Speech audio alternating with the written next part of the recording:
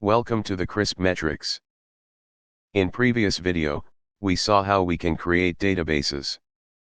So in this video, we will see how to create tables in those databases.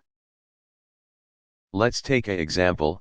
Suppose you have a school, and you have a large number of students. You want to store the ID, first name and last name of students. For that, let's create a new database with name school. So you can see, database is created. But inside the database, we do not have any table to store the information. So to create the table in school database, first fix our database, with the command, use school. So you can also confirm, that you have any tables or not. With, show tables command. After execution, you can see there is no tables. To create a tables, there is icon you can see, so click on that icon. Let me show you how. So after click on the icon, it will ask for the name of table. So I am giving table name is students. After that you need to set column names. So my first column will be ID of the students. Second column, will be first name of the student. Third column will be last name. So now click on apply.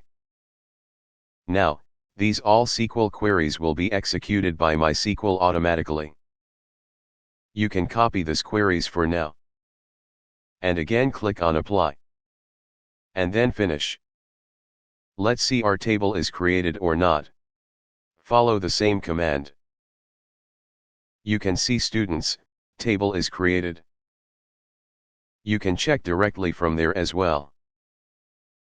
But now there is a problem, table is created but, we have to put some data as well. For that go to the table name, and click right button. Select insert data option, inside the send to the SQL editor.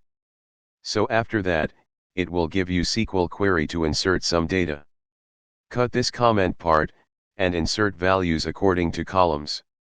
Here ID will be 1, harsh will be first name, and RORA will be last name.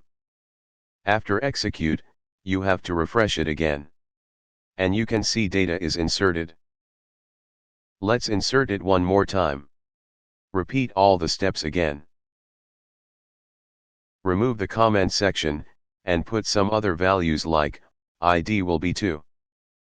Name will be Vishal, and last name will be Kumar. After execution you can see, data is inserted in our tables. So this is all about this video. We will see more things in next video. Please subscribe to the channel.